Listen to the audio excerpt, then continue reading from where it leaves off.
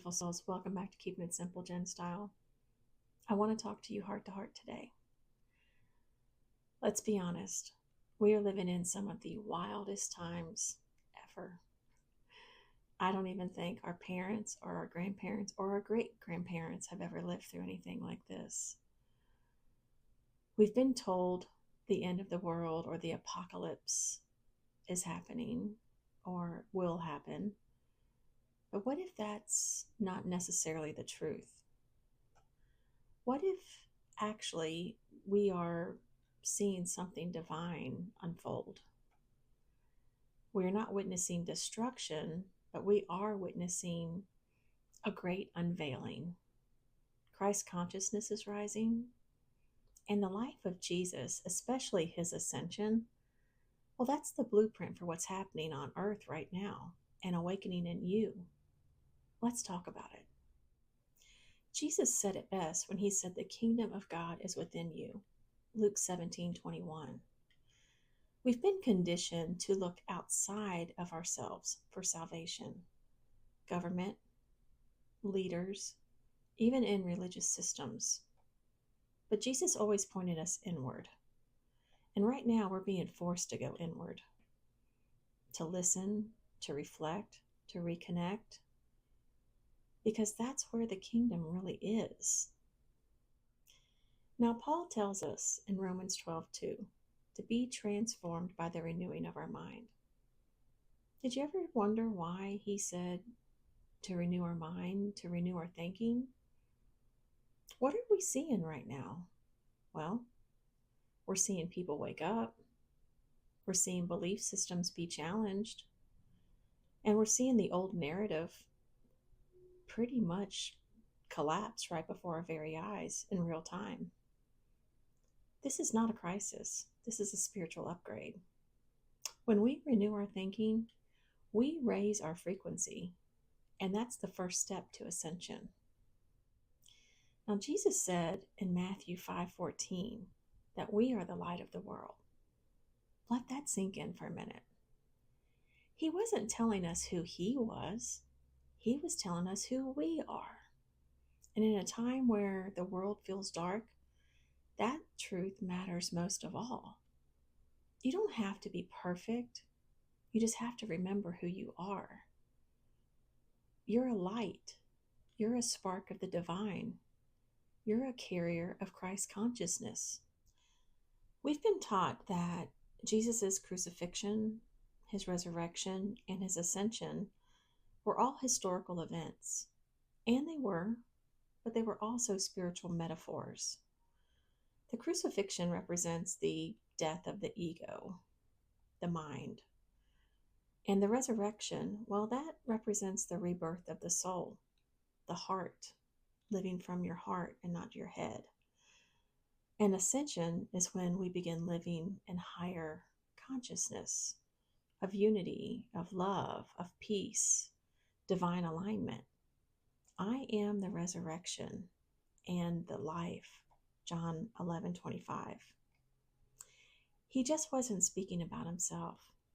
He was speaking about all of us because we are all one. Yes, we are seeing chaos, confusion, and fear. But you have to remember, that's what happens when darkness is being exposed to the light. And the Bible tells us all things will be revealed. And it also says something to the effect of all things will be brought to the light. The world isn't ending. It's being realigned. And Jesus showed us what that alignment looked like. He always walked in love. He spoke in truth. He healed through compassion. And he taught the power of belief. Greater works than these shall you do. John 14:12, one of my favorite scriptures. I always wondered why I couldn't do greater works than Jesus. That wasn't a suggestion. That was an invitation. At the heart of everything Jesus taught, he taught this: love one another. John 13:34. Love heals. Love restores. Love ascends. And the reason why the world is feeling out of control is because we're being called to return back to love. Not the fluffy kind, the powerful kind, the kind that forgives, that sees the truth, that raises the vibration of everything it touches.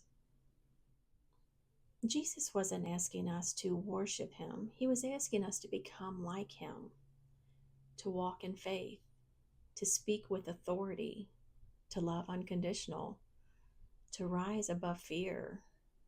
And right now, you're being invited to do that again. Jesus is the blueprint of what we're walking out right now. You don't need a title. You don't need to have a perfect past. You just have to have a willing heart, an open heart. This isn't the end, but it is a turning point.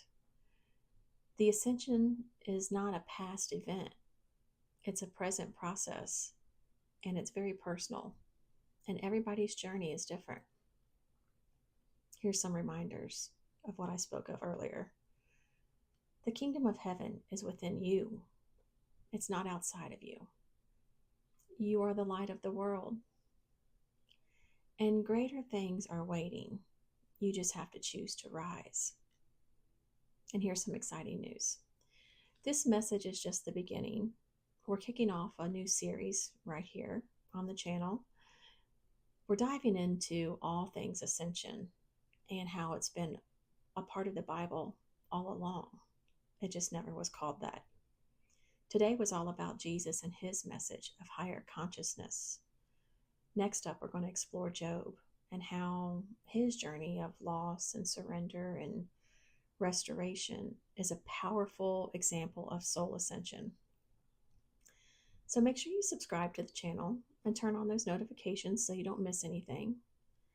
And if this message spoke to you, drop me a comment.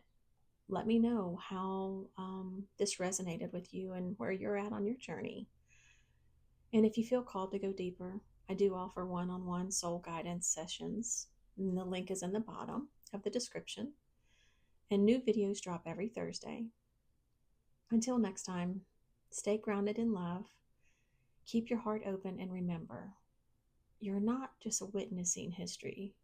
You are part of the ascension. I'll see you next Thursday.